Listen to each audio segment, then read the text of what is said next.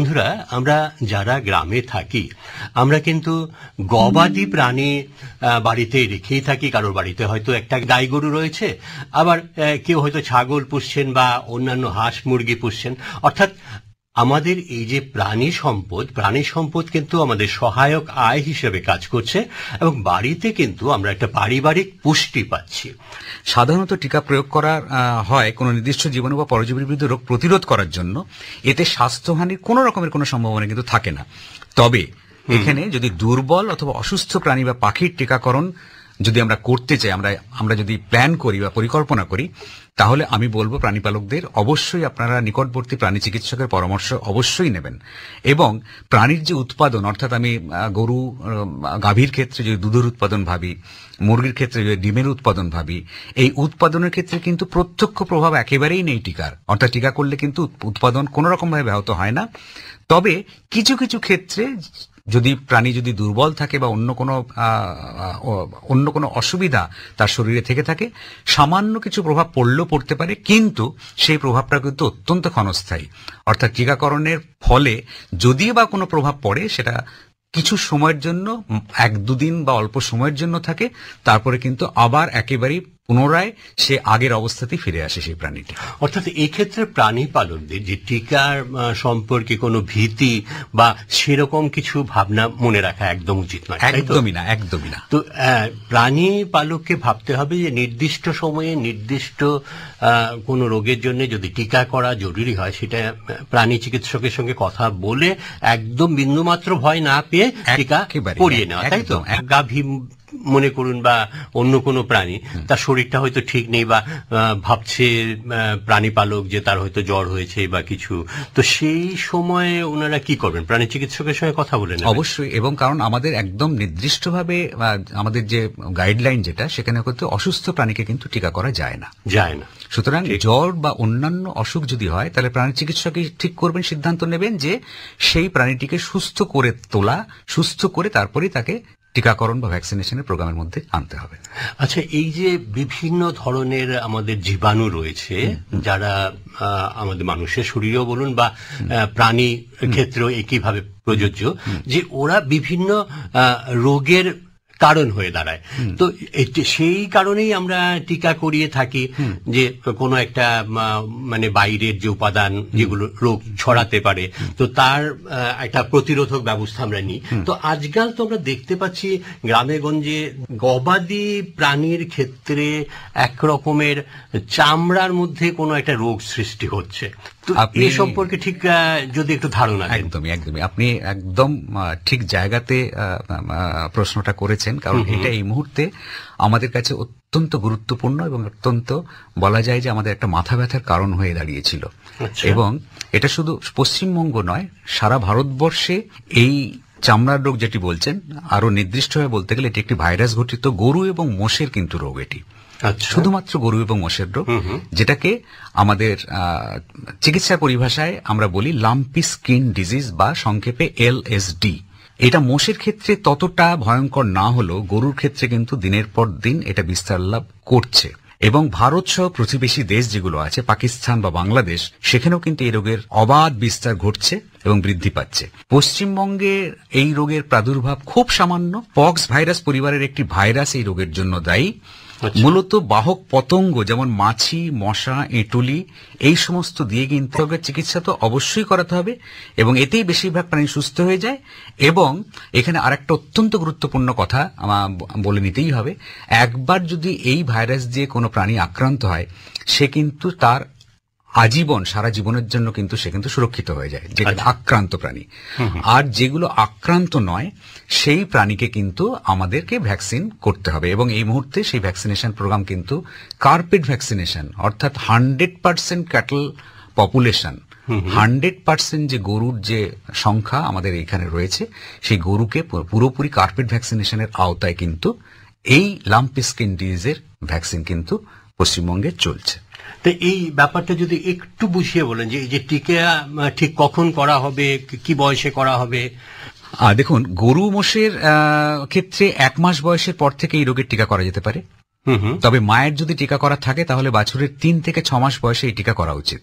আমাদের রাজ্যে যে টিকা ব্যবহৃত হচ্ছে তা 4 মাস বয়সের পর থেকে করার কথা বলা হয়েছে। এটা যারা প্রস্তুতকারক সংস্থা তারা নির্দিষ্টভাবে এক এক প্রস্তুতকারক সংস্থা তাদের গাইডলাইন অনুযায়ী সেটা আমরা তারা যেরকম ভাবে এই টিকাটা করা হয়, এক্ষেত্রে প্রস্তুতকারক সংস্থার যে নির্দেশ সেই নির্দেশটাই অনুসরণ করা থাকে। অর্থাৎ এই টিকা যে শিশি বা ভায়াল যাই বলি তার সেখানেই নির্দিষ্টভাবে ইনস্ট্রাকশন দেওয়া থাকে বা কিভাবে করা হবে সেটা লেখা থাকে। আমাদের এখানে এই কর্মসূচিতে টিকা ব্যবহার করা হয় তা 1 মিলি অর্থাৎ 1 মিলিলিটার চামড়ার নিচে করতে হবে এবং যেটাকে আমরা চিকিৎসার পরিভাষায় বলি সাবকিউটেনিয়াস রুট, চামড়ার নিচে। আচ্ছা, এই যে টিকাটার কথা আপনি বললেন যে বিশেষত গরু এবং মোষের ক্ষেত্রেও এই যে চামড়ার রোগের জন্য যে ভাইরাস ঘটিত রোগ হয়, স্কিন ডিজিজ হয়, তো সেক্ষেত্রে যে টিকা সেটা আপনারা বলছেন যে একদম 100% টিকাকরণ করতে হবে। এই কর্মসূচি একদম চালু হয়ে গেছে এবং সেটা প্রায় শেষের মুখে।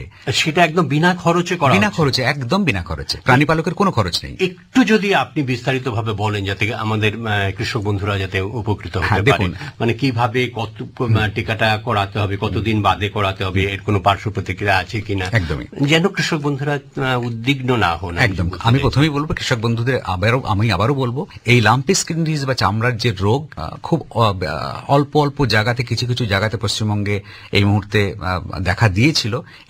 এখন যদি বলি আজকের দিনে দাঁড়িয়ে বলি সেই রোগ কিন্তু প্রায় আমাদের এখানে কিন্তু তার প্রাদুর্ভাব নেই বললেই বলা যায়।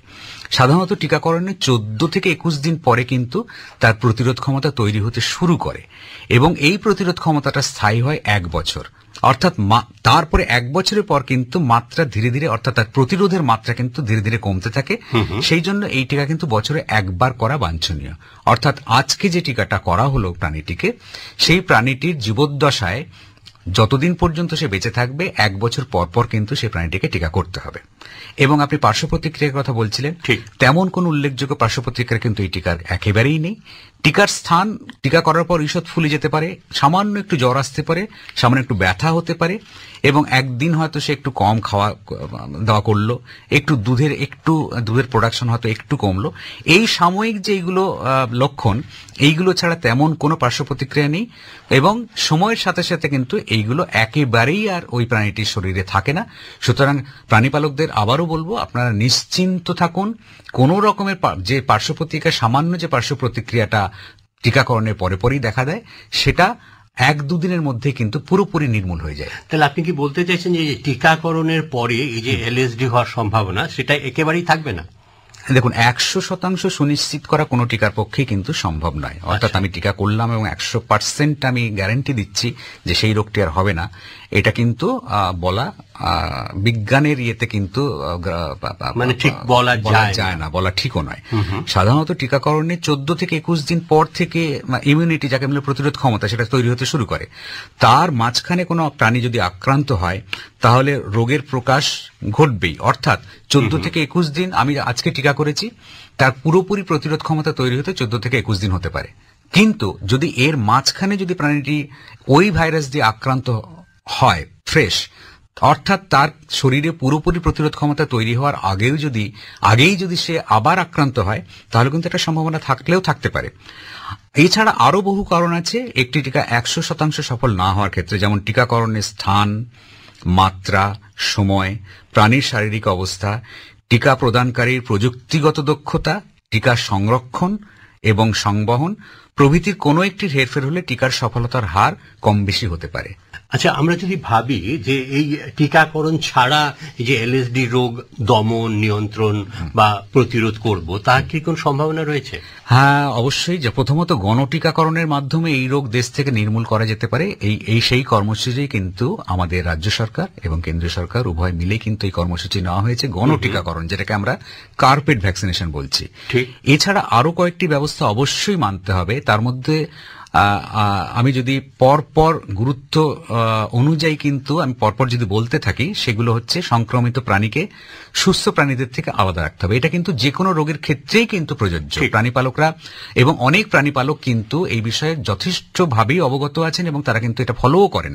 কিন্তু আমি সেই সমস্ত প্রাণীপালকদের বলতে চাইছি যারা এখনো পর্যন্ত এই রোগের বিস্তার বা এই রোগকে, একটি রোগগ্রস্ত প্রাণীকে আর একটি সুস্থ প্রাণী থেকে আলাদা করা বা সুস্থ প্রাণীটিকে নতুন করে রোগ সংক্রমণ তার যাতে না হয় সেটা কি করে আমরা আটকাতে পারি নিজেদের কিছু উপস্থিত বুদ্ধি এবং কিছু ম্যানেজমেন্টের মাধ্যমে, আমি কিন্তু তাদের জন্য এটা বলতে চাইছি বিশেষত। যেমন এখানে অত্যন্ত গুরুত্বপূর্ণ, আমি প্রথমেই বলেছিলাম যে ভেক্টর অর্থাৎ মশা, মাছি, এঁটুলি কিন্তু এই রোগটা কিন্তু ছড়াতে সাহায্য করে, এই লাম্পি স্কিন ডিজিজ। সুতরাং মশা, মাছি, এঁটুলির জন্মবিস্তার নিয়ন্ত্রণে রাখতেই হবে, অর্থাৎ আপনার বাড়ির চারপাশ পরিষ্কার রাখা, পরিষ্কার পরিচ্ছন্ন রাখা, এবং সেইখানে যাতে মশা মাছির জন্ম নিয়ন্ত্রণ যদি আমরা করতে পারি, এঁটুলির ক্ষেত্রেও তাই, তাহলে কিন্তু প্রাদুর্ভাব কিন্তু অনেকটা কম ছড়ানোর ক্ষেত্রে কিন্তু একটা ভালো রকমের পদক্ষেপ আমরা নিতে পারবো। খাবার ও জলের পাত্রে নিয়মিত জীবাণুনাশক দিয়ে পরিষ্কার করতে হবে। যে প্রাণীটি যে পাত্রে জল খাচ্ছে সেই জলটা কিন্তু নিয়মিত সেই জলের পাত্রটিকে কিন্তু পরিষ্কার করতে হবে। অসুস্থ প্রাণীর চিকিৎসার ক্ষেত্রে ডিসপোজেবল সিরিঞ্জ ব্যবহার করতে হবে, অর্থাৎ প্রাণী চিকিৎসক, এটা প্রাণী চিকিৎসকের দায়িত্ব, যদিও এটা প্রাণী পালক সচেতন থাকতে হবে। প্রাণী পালককে সচেতন করার জন্য আমরা বলছি যে অসুস্থ প্রাণী চিকিৎসার ক্ষেত্রে ডিসপোজেবল সিরিঞ্জ, যেটা ডাক্তাররা করেই থাকেন। আর এই রোগে অসুস্থ কোনো প্রাণী মারা গেলে খোলা জায়গায় না ফেলে চুন সহকারে বড় গর্ত করেই কিন্তু পুঁতে দিতে হবে, যাতে করে ওই মৃত প্রাণীর থেকে যাতে এই রোগটি আরো বেশি করে না ছড়িয়ে পড়ে।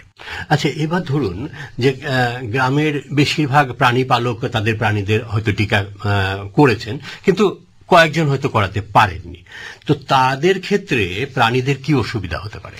দেখুন, এটি অত্যন্ত গুরুত্বপূর্ণ একটি বিষয় আপনি উপস্থাপন করেছেন, কারণ এটা কিন্তু শুধুমাত্র আমরা যে এখন যে লাম্পি স্কিন ডিজিজ নিয়ে আলোচনা করছি সে মাত্র এই আলোচনায় এই এলএসডির ক্ষেত্রে কিন্তু সীমাবদ্ধ নয়, কারণ এটা সমস্ত রোগের টিকাকরণের ক্ষেত্রে কিন্তু প্রযোজ্য।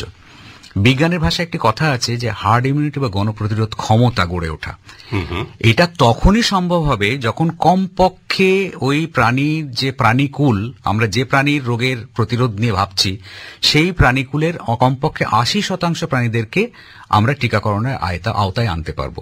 এবং সেই লক্ষ্যে কিন্তু আমাদের রাজ্য সরকার এবং কেন্দ্রীয় সরকার কিন্তু এই গণটিকাকরণের ব্যবস্থা করেছেন। এবং প্রাণীদেরকে টিকাকরণ কর্মসূচির বাইরে যারা রাখছেন তারা শুধু নিজের প্রাণীটিকেই ঝুঁকির মধ্যে রাখছেন এটা কিন্তু নয়, ওই এলাকা থেকে ওই রোগটির দূরীকরণেও কিন্তু ওনারা অন্তরায় হয়ে পড়ছেন। সুতরাং সবার কাছে আমাদের আবেদন থাকবে যে রোগ দূরীকরণের লক্ষ্যে টিকাকরণ কর্মসূচিতে সবার সরকারি প্রচেষ্টার মাধ্যমে সামিল হওয়া অবশ্যই দরকার। এই মুহূর্তে সারা পশ্চিমবঙ্গ জুড়ে এলএসডি কার্পেট ভ্যাকসিনেশন চলছে, যেটা আমরা বলেছি, এবং যা খুব শীঘ্রই কিন্তু সম্পন্ন হবে। একটু যদি আপনি বলেন আর কি, এই যে সরকারি প্রচেষ্টাগুলো নিয়েছেন এই রোগটা দূর করার জন্য, যে নির্মূলকরণই বলুন বা নিয়ন্ত্রণের ব্যবস্থা, সেটা ঠিক কি রকম? দেখুন, এখানে অ্যাকচুয়ালি দুটো বিষয় আছে। একটা হচ্ছে নির্মূলকরণ, মানে রোগকে সম্পূর্ণরূপে দূর করা। আরেকটি বিষয় হচ্ছে রোগের প্রকোপ কমানো বা নিয়ন্ত্রণ করা। আমাদের পশ্চিমবঙ্গ সরকারের প্রাণী সম্পদ বিকাশ বিভাগ দুটি বিষয়কে মাথায় রেখে অনেকগুলো কর্মসূচি নিয়েছেন।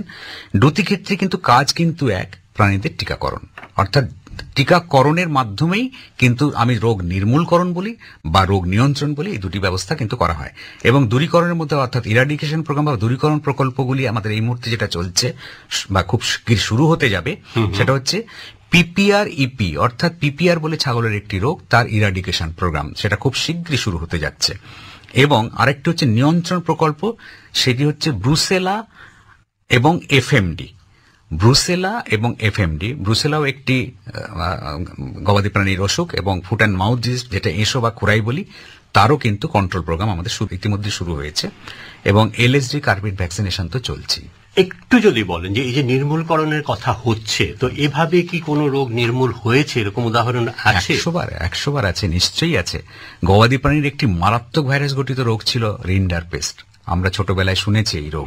এই রোগে যখন মানে মড়কের মতো শয়ে শয়ে গরু মোষ মারা যেত। এই রোগে 1752 সাল থেকে আমাদের দেশে অসংখ্য গবাদি প্রাণীর মৃত্যু ঘটেছে। 1983 সালে এই রোগ দূরীকরণ প্রকল্প দেশে গৃহীত হয়। ব্যাপকভাবে সারা দেশে টিকাকরণের ফলে এই রোগ কিন্তু দূর হয়েছে।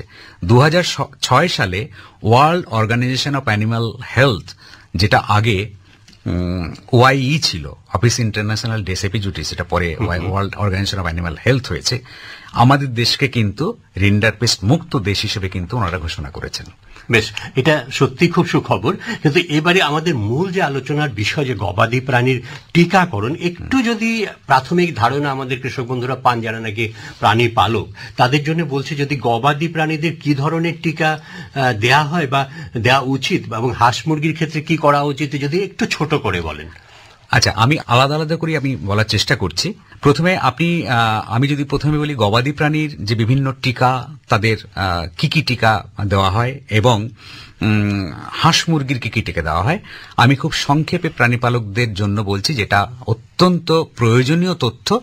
আমি প্রথমে গবাদি প্রাণীর কথা যদি বলি, সেখানে আমরা বলি অ্যানথ্রাক্স ভ্যাকসিন আমরা করি, ব্ল্যাক কোয়াটার ভ্যাকসিন করি, হেমোরেজিক সেপ্টিসিমিয়া, তাই গলা ফোলা বলি, সেই রোগের ভ্যাকসিন করি। এটা হচ্ছে বড় যে সমস্ত প্রাণী আছে তাদের জন্য। আমরা ছাগলকে করি কি ভ্যাকসিন, সেটা হচ্ছে আমরা পিপিআর ভ্যাকসিন করি এবং গোট পক্স ভ্যাকসিন করি। আমরা হাঁসের ক্ষেত্রে কি করি, হাঁসের ক্ষেত্রে আমরা ডাক প্লেগ করি এবং ডাক প্যাস্তুরেলা করি। আর মুরগির ক্ষেত্রে আমরা রানীক্ষেত এবং ফাউল কলেরা এই ধরনের ভ্যাকসিনগুলো করি। এবং সেইখানে আমি প্রথমে যদি বলি গবাদি প্রাণীর বড় যে প্রাণী তাদের যে ভ্যাকসিনগুলো, সেগুলোর যদি বলি তাহলে সেখানে বলতে হবে আপনাকে, ধরুন অ্যানথ্রাক্সের কথা যদি বলি, সেখানে হচ্ছে 1 ml ডোজ এবং ব্ল্যাক কোয়াটারের ক্ষেত্রে তার ডোজ হচ্ছে 5 ml, হেমোরেজিক সেপ্টিসিমিয়া তারও ডোজ কিন্তু 5 ml। আর এইগুলো সাধারণত যে সমস্ত ভ্যাকসিনেশন প্রোগ্রাম সরকার নির্ধারিত যে দিনগুলোতে হয়, যে ক্যাম্প হয়, প্রাণী স্বাস্থ্য শিবির হয়, সেই শিবিরের মাধ্যমে যেমন করা হয়, তেমনি প্রাণী চিকিৎসা কেন্দ্র যেগুলো আছে সেগুলোর মাধ্যমে কিন্তু এই করা হয়ে থাকে। তাহলে একটা জিনিস এখানে খুব পরিষ্কার, যে সমস্ত প্রাণী পালক রয়েছেন তারা যদি তাদের কাছাকাছি যে প্রাণী স্বাস্থ্য কেন্দ্র রয়েছে সেখানে কিন্তু এই ব্যাপারে যোগাযোগ করলে আপনারা বিস্তারিত জানতে পারবেন। এবারে আমরা একটু জেনে নেব যে পাখিদের ক্ষেত্রে, সেটা তো হাঁস মুরগি বা যে কথাগুলো বলছিলেন সাধারণত খুবই মানে আমরা খুব সহৃদয়তার সঙ্গে এদেরকে পালন করি, তো সেক্ষেত্রে ভ্যাকসিনেশন শিডিউলটা যদি একটু আমাদের বলে দেন। একদম, দেখুন, পাখি আমাদের রাজ্য সরকারের বিভিন্ন প্রকল্পের মাধ্যমে এই পাখির বিতরণ, আমাদের মুরগি বিতরণ যেটা বলি, সেই মুরগি বিতরণ কিন্তু সারা বছর ধরে বিভিন্ন প্রকল্পের মাধ্যমে হয়ে থাকে এবং প্রায় 1 কোটির কাছাকাছি পাখি বিতরণ করা হয়। এবং গ্রামীণ অর্থনীতিতে এই পাখি, আমাদের যে সমস্ত পাখি ডিম পাড়া মুরগি আমাদের গ্রামীণ বাড়িগুলোতে পোষা হয়, তাদের অর্থনৈতিক স্বনির্ভরতার জন্য এটা একটা অত্যন্ত গুরুত্বপূর্ণ বিষয় এবং সেখানে এই ভ্যাকসিন কিন্তু বা টিকা কিন্তু অত্যন্ত জরুরি একটা অঙ্গ। আমি যদি এজ গ্রুপ ধরে বলি, একটা পাখি কথা বলছি, অর্থাৎ পাখি বলতে আমি এখানে মানে করব মুরগি, হাঁস এবং টার্কি। যদি 7 দিনের মধ্যে, 0 থেকে 7 দিনের মধ্যে ওই পাখিটিকে ভ্যাকসিন করা হয় রানীক্ষেত ডিজিজের F স্ট্রেন দিয়ে। কিভাবে করা হয়? তার নাকে ড্রপের মাধ্যমে করা হয়। 12 থেকে 16 দিনে করা হয় ইনফেকশাস বার্সাল ডিজিজ, যেটা ওই ড্রপে, চোখে ড্রপ দিয়ে অথবা জলের সঙ্গে মিশিয়ে খাওয়ানো হয়। 21 দিনের মাথায় করা হয় ইনফেকশাস ব্রঙ্কাইটিস, যেটা চোখে ড্রপের মাধ্যমে করা হয়। 28 থেকে 30 দিনের মধ্যে করা হয় রানীক্ষেত ডিজিজ F স্ট্রেন, যেটা ওই চোখে অথবা নাকে ফোঁটার মাধ্যমে দেওয়া হয়। 35 থেকে 37 দিনের মাথায় করা হয় ইনফেকশাস বার্সাল ডিজিজ, যেটা জলের সঙ্গে মিশিয়ে করা হয়। 42 দিনে করা হয় পক্সের ভ্যাকসিন, পক্সের, এবং এটা কিন্তু তার যে ডানা রয়েছে সেইখানে কিন্তু প্রিক করে করা হয়। 9 সপ্তাহ যখন পাখিটির বয়স হলো, তখন তাকে এবারে R2B strain, Ranikhet ডিজিজের R2B strain দিয়ে করা হয়, সেটা কিন্তু চামড়ার নিচে করা হয়। 10 সপ্তাহে করা হয় ইনফেকশাস ব্রঙ্কাইটিস, সেটা চোখে ফোঁটা অথবা খাবার জলে মিশিয়ে করা হয়। 12 সপ্তাহে করা হয় ফাউল কলেরা, এটা কিন্তু চামড়ার নিচে দিয়ে করা হয়। 14 সপ্তাহে আবার তাকে পক্সের ভ্যাকসিন করা হয়, যেটা ওই চামড়াতে ঘষে কিন্তু এটা অথবা ডানাতে প্রিক করে করা হয়। 16 সপ্তাহে করা হয় ইনফেকশাস ব্রঙ্কাইটিস, যেটা আইবি বলি, সেটা কিন্তু ইন্ট্রামাস্কুলার অর্থাৎ মাসেলে করা হয়। 19 সপ্তাহে রানীক্ষেত ডিজিজ এবং ইনফেকশাস বার্সাল ডিজিজ ইন্ট্রামাস্কুলার অর্থাৎ মাংসেতে করা হয়। 40 সপ্তাহে রানীক্ষেত ডিজিজ এবং ইনফেকশাস বার্সাল ডিজিজ, এটাও ইন্ট্রামাস্কুলার। আর সবশেষে 42 সপ্তাহে করা হয় ফাউল কলেরা, যেটা হচ্ছে চামড়ার নিচে। তাহলে এই যে সমস্ত টিকাগুলোর কথা বললেন, আমাদের প্রাণী পালক বন্ধুরা আছেন তারা নিশ্চয়ই শুনে নিলেন যে কি ধরনের টিকাগুলো করা হয়। তো এই যে টিকাগুলোর কথা বলা হলো, সেগুলো কোথায় পাওয়া যাবে এবং কি ধরনের খরচ হতে পারে একটু যদি বলেন। দেখুন, এই যে সমস্ত টিকার কথা আমি পাখিদের কথা বললাম বা গবাদি প্রাণীদের কথাও বললাম, এর অধিকাংশ 90% বেশি কিন্তু টিকা কিন্তু আমরা রাজ্যেই তৈরি করি। আচ্ছা, শুধুমাত্র যদি এলএসডি বাদ দিই, ফুট অ্যান্ড মাউস এসো বা খুরাই বাদ দিই এবং জলাতঙ্ক রোগের ভ্যাকসিন বাদ দিই, বাকি সমস্ত পাখির সমস্ত ভ্যাকসিন আমাদের কলকাতার বেলগাছিয়া স্থিত Institute of animal Health and Veterinary Biologicals, ওখানেই তৈরি হয়। 13 রকমের ভ্যাকসিন ওখানে পাখি এবং গবাদি প্রাণীর টিকা তৈরি হয় ওখানে, এবং এই প্রত্যেকটি টিকাই কিন্তু বিনামূল্যে, আমি পাখিদের সমস্ত টিকা কিন্তু বিনামূল্যে সরকারি চিকিৎসা কেন্দ্র থেকে কিন্তু আমরা দিয়ে থাকি। তো আমাদের এই যে পশ্চিমবঙ্গের কথা যদি আমরা ধরে নিই, তাহলে তো আমাদের অধীন বিভিন্ন ব্লক রয়েছে। মোটামুটি ব্লকের সংখ্যা কিরকম? 342টি ব্লক সেটা আছে। যদি একটু বলেন যে ওরা কিভাবে কি করবেন। হ্যাঁ, পশ্চিমবঙ্গ সরকারের প্রাণী সম্পদ বিকাশ দপ্তরের অধীন 342টি ব্লকের প্রায় প্রত্যেকটি ব্লকেই 3 জন করে প্রাণী চিকিৎসক থাকেন। সরকারি প্রকল্পের অধীন সমস্ত টিকাকরণ কর্মসূচি বিনামূল্যে করা হচ্ছে। এই সমস্ত প্রকল্পগুলিতে কোনো এলাকায় টিকাকরণের আগে প্রচার করা হয়। কিছু প্রকল্প আছে রোগ দূরীকরণ প্রকল্প, কিছু রোগ নিয়ন্ত্রণ প্রকল্প, যেটা আগেও বলেছি। এছাড়াও আছে নিয়মিত টিকাকরণের কাজ, কোনো ক্ষেত্রে মূল্য লাগে না। তবে প্রাণীবন্ধু, প্রাণীসেবী, প্রাণী মিত্রা যারা দপ্তর থেকে বিশেষভাবে প্রশিক্ষণ প্রাপ্ত এবং তারা এই সেলফ এমপ্লয়মেন্ট স্কিমের মাধ্যমে আমাদের এই কাজগুলো করেন, তারা বাড়ি গিয়ে টিকা করলে প্রাণীপালককে টিকাকরণের জন্য মূল্য দিতে হয়।